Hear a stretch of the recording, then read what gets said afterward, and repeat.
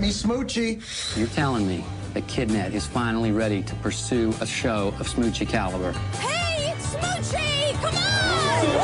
Hello, New Jersey! Despise you. I loathe you! Now. Waiter! My body was barely cold and you went to work for the Rhino. I gotta eat, don't I? The only way to take back his career is to take down his replacement. In this jungle. I'm going on safari. Safari. So I'm a fan of Danny DeVito, the man, the actor, and the filmmaker, just generally speaking. Yeah. I like him. Me too. He's always, unmistakably Danny DeVito in the movies. He's very, distinct, but I think he's a solid actor. But I think he's an even better director in a lot of ways. I mean, I find most of his films to be very well made, very, richly produced. And he also has sort of a dark sense of humor. If you look at his comedies that he's done, you got Throw Mama from the Train. You got War of the Roses.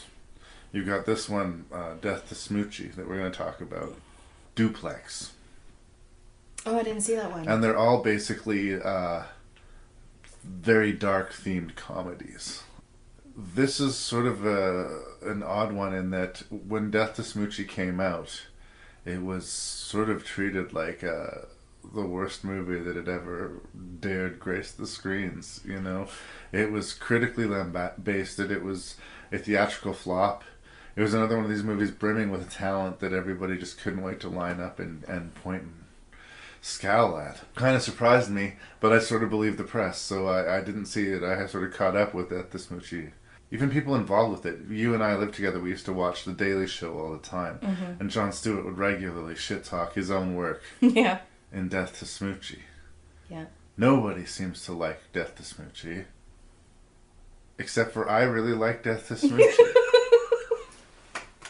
I mean, I don't think it's perfect. I think there's some problems, and I don't think it's anywhere near the best end of Danny DeVito's work, but I think it's got guts. Yeah. I think it's got bold, dark, funny satire. Okay. The romantic angle, as so often in the cases of these romantic comedies or comedies, doesn't fly, especially in the backdrop of all this other darkness. The sweetness just doesn't render well. So you have to ride that line where it's too dark, where it's not funny, or it's still so funny but we can't take anything seriously. And especially with the wacky kids show universe and the over-the-top strutting performance from Robin Williams, the late, great Robin Williams. Yeah, it is. You said that Jim Carrey was originally attached to it. I kind of buy that. And Robin Williams seems to be trying to bring that sort of level of Carrey crazy, unhinged energy to the part. And some scenes it works better than others, but overall I think it's a solid Robin Williams performance. But classic Robin Williams in a lot of ways, because he does Robin Williams is known for doing a bunch of different voices and takes on things. Improv, yeah. And absolutely, that's what he does. You got to believe there's a lot of ad-libbing there, and but a lot of pep and a lot of energy. But I still have to say, in the wake of the fact that Robin Williams committed suicide subsequently, it's weird when you look at a scene that is darkly hilarious but still brutal. Yeah. Where he pours gasoline over himself and attempts to light himself on fire in front of a group of people, including children. Yeah. For a laugh. Star-studded for its day, too. Catherine Keener was, at the height of her popularity. Yeah. She kind of plays the same bitch role we're going to be talking about when we talk about being John Malkovich here. Yes. Yes, she does. Brim with talent, like I say, Jon Stewart. No one had quite figured out how to best use Jon Stewart yet, but here he is. But here he is, yeah. Strangely, Harvey Fierstein as like a mob heavy, which seemed like a bit of an uncomfortable mix to me. But I think maybe if I didn't know who Harvey Fierstein was, maybe he would read more intimidating. But I just kind of was bemused by it. Yeah. And Edward Norton. And of course, our star. Who had just come off American History X. Yeah, and playing a total kind of yokel. So yeah, there it is. I like Death to Smoochy. I said it. I can't unsay it. It's going to be out on the internet. It's just out there. One of the most universally hated films of all time, and I'm going to sit here and defend it. Will you defend it with me? I will. Thank you, Charlene. My name's Larry Parsons, and I like Death to Smoochy. I like Death to Smoochy too. Feels good, sort of freeing to say it out loud, doesn't it? Such a release. Yeah, too funny. I mean, our humor has always been on the darker side, and so I definitely think that if you're to enjoy this movie, you have to be willing to go there. You have to be okay with it, right? I kind of think like of Drop Dead Gorgeous in terms of the level of like dark comedy. Harsh humor almost. Yeah, but if you love it, fucking hilarious. Like, just crazy funny. Like, one of my favorite things about Death to Smoochy is the songs that Edward Norton sings to the methadone clinic. We're gonna get you up that crack, oh yes we will. We'll get you up that smack, oh yes we will. Oh, we're gonna get you up that smack. We'll get that monkey off your back. It's Oh, catchy. we'll get you up that smack, oh yes we will. It is, and yet to see all the... All these depressed figures with barely half open conscious. eyes, like, barely conscious, waiting their methadone shot. Watching this guy dressed in a homemade rhinoceros costume. he's got a hockey helmet that he's like painted different colors and added things so he can have it. See, Chuck and I, with our dark little hearts, we laugh at this, but I think it's understandable and maybe even reasonable for somebody to look at that scene and just be aghast, you know? Yeah. But if you're not aghast by that, if that is funny, you will get that. The basic story is, yes, Robin Williams' character has had great success in the children's television, but because he happens to also be a crazy son of a bitch, destroys his own career through greed and stupidity. And he is replaced by this yokel, Edward Norton, who, of course, brings Smoochy to the world. And being the antithesis of Rainbow Randolph? Thank you, Yeah. Rainbow Randolph. That he's this pure of heart. No, he's not just a yokel. He's pure of heart. He really wants to serve his audience, and he's about proper food and nutrition, like all that stuff. Yeah, I think an interesting note is played because this is Norton. Fairly fresh off of American History X, where he was just this powerful force of frightening evil, And he kills it. Yeah. He's so good. The fact that he went this far to the other end is interesting, but I also think they used it because as Smoochy gets pushed through the plot, and I will get to the plot here in a second, as Smoochy gets pushed more and more, as, he sees how corrupt this world is and, real serious consequences befall him.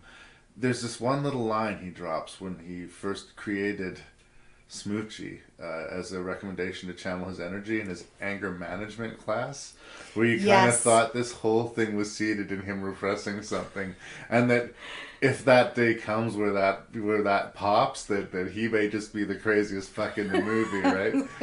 It never happens, but maybe if they did Death to Smoochy too, they would go back to his, his war background. They would have used that more if they were just planting the seed in the first movie. Yeah. I wanted to give... Well, let's talk about the plot. Sorry, I'm all over the place, Jack. No worries. I've been distracted. Yes. Robin Williams' character has destroyed his career. They need to replace him. So Edward Norton gets the job. Rudolph is still sort of living in the fringes. He's been rendered homeless. And he blames everything on the rhino, and he wants to destroy his career. Yeah. And over a series of plans, some funny, some not, most of them fairly unsuccessful, he tries to either destroy and or kill Smoochy. That's the basic premise. Yeah. It gets complicated by gangsters and, talent agent played by Danny DeVito, who all want to try to exploit this guy, but unlike every other schmuck who arrives in Hollywood, doesn't understand how to play ball and make money. He legitimately wants to make programming that is good for the kids, and he wants to sell them healthy vegan food, and he wants to do the right thing, and he's not full of shit. He is the real deal, and nobody knows how to deal with it. Yeah. And that's sort of a nice little clever part of it, of the story anyway, I think. Problems, I think it's too long, and I think that the relationship angle between Catherine Keener and Edward Norton, they're trying to make this into sort of an arc and a romance. I don't know. Where do you land on it? I'm always giving a hard time to the romantic angles in movies. I know. Listening to the edit, I was like, I'm always hard on the romance, but I didn't buy it here. Yeah, and you know what? It doesn't always need to be there. I mean, I'm hard on the romance angle sometimes too, because I think it's just an easy way to go, oh, we want women to watch this movie, and women need romance, so we need to... we enjoy a good storyline just like fucking anyone else. Yeah. It doesn't need to be about love unless that's a natural part. Yeah. So I agree with you. I think that it's maybe it wouldn't have bothered me as much if I felt like their chemistry was better. Yeah. But because their chemistry didn't work, I didn't buy what was going on, and then it felt more put on. There was no reason for him to like her except that she was pretty. Because she was basically... She's super bitchy. Openly bitchy to him the whole time. Full on bitch face all of the time. And then she does like a 180. And then we have a scene where we find out not only is she into him, but she has this history where she's like... She's been pushing him away. Yeah. She's like a kid show groupie. She really wants him. She likes children's TV hosts. It's her personal grind. Yeah. And if they'd seeded that, or if there was something in the performance that suggested that this hostility was coming from an intense attraction, I think that maybe it would make sense. Sure. But I didn't get that. To me, I was like, she's just being shitty to him. And I know he's dumb, but he can't be so dumb as to be attracted to someone who's so openly shitty to him, right? So, no, I don't think that angle worked necessarily. I also want to talk about, I think, the person who maybe steals the movie for me. We are introduced to this character, I guess the slang term would be palooka. He's a boxer who has taken way too many hits to the head. You know, nowadays this is more of a serious thing that is looked at, people who make their career in boxing and football having head injuries. But I'm going to say Michael Rispoli plays Spinner, the sort of... He's basically a mascot for this restaurant, which is backed by the Irish mob. And he made their fortune. He's the reason that they're so successful. And they genuinely love and care for him. But he's a handful. He's taken so many hits to the head that he's basically, he's like a child. He doesn't really have any understanding of controlling the volume of his voice. He's very excitable. Or how strong he is, or... He's also very sweet. There's something really genuine and nice about him. And he's so excited to meet Smoochy, the rhinoceros. And I don't know. It's a role. It's a tough tightrope to dance because, are we making fun of people with brain injuries? No, I don't think we are, know. But I don't think it's inauthentic either. I think that he made him a full, rich character. And it doesn't play out for Spinner. And it kind of sucks. You're like, oh, dude, no. And it's that murder scene where then all of a sudden the movie starts to maybe try to take itself seriously. Yeah. And I think that might be a tonal mistake. I think they start broad and goofy and they should have maybe just stayed with that. Yeah. Tighten up the timeline, cut down or even lose the romantic angle. Yeah. And don't ask us to, be moved by it. Just ask us to laugh. I think that maybe DeVito might have been a little over-ambitious. Yeah. Especially when we get to this operatic ice show that we're going to talk about at the end of the movie. So the singer Henry Rollins auditioned for the part of Spinner, and Rollins talks about that first audition with Danny DeVito on his spoken word performance DVD, Henry Rollins, Up For It, right? Circa 2001. And part of which consisted of him throwing a chair at Danny DeVito. So we were just saying, yes, Henry Rollins, you're good in other ways, but Spinner being the lovable thing that we, I can definitely see how. There's something super intense about Henry Rollins. Yeah. You can't even help it. Yeah. It's sort of like I talk about Mark Wahlberg always looks vaguely pissed off, or Ice Cube always just looks vaguely pissed off. I don't think it's that they are. It's just like their standing general face just looks like they're vaguely irritated. Yeah. Not their fault. Similar thing here, It's a great movie. If you love really dark comedies, this is definitely worth checking out. I don't think I don't understand why it deserved such panning. Certainly I understand partially why, or why people would say, maybe mid-range movie, 3 out of 5 stars or something like that, but it's not a 1 star. It's disappointing considering the level of the talent involved and Yeah. the pedigree. Well, and I think it's quite quirky as well. It's really kooky to be in this children's entertainment world, and like you're saying, the ice dancing at the end and stuff. Like, I guess maybe for mainstream, it's really kind of pushing it for them, maybe. Well, they've kind of, when they go super serious and we're trying to get a little bit into Edward Norton's psyche, and is he legitimately going to break, or is he going to stay this, sweet but maybe kind of dumb, naive, let's say. Yes. Fellow. Naive. Or is he going to go back to what, an only very vaguely hinted at dark past, right? Yeah. Well, and at the end, they leave it open. Like, they wanted to do more. Yeah. He chases down the person that he feels responsible for Skinner's death with a gun, and they try to make you believe that he's going to shoot him, and it becomes this big moment for the film. And this big ice show that he makes, the designs, that's all for him. It seems like a break in his character, because he's always talking about for the kids, for the kids, for the kids. Mm-hmm. That ice show was all about what had happened to him since he made his fortune becoming Smoochy. Mm-hmm. And I can't imagine what a kid in the audience of this ice show would make of it.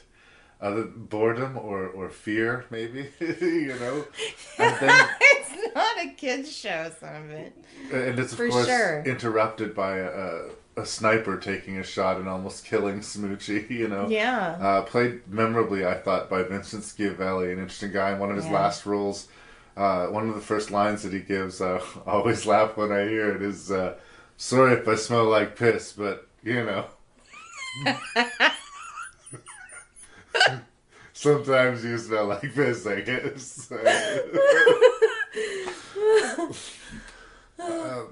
think that there's enough good that... I understand why people would be disappointed, like I say. Considering all the people involved, this should have been good. The writer also has a writing credit on this infamously not great comedy called Cabin Boy. Oh. So, not a great pedigree, I guess, from there. But everybody else involved, this should have been an amazing movie. And it's a pretty good movie. Mm-hmm. So I'll still say, check out Death to Smoochy. Don't believe the negative hype. Mm-hmm. Is it for everybody? No. It's a very dark comedy. And as far as why we consider it secretly a horror movie, well, yeah, people are killed, Even the ending, the problematic, like I say, seriously toned ending. Yeah, it's very noble that he refuses to pull the trigger himself and he's going to be the rhino. But he leaves them in the loving, caring hands of the Irish mob.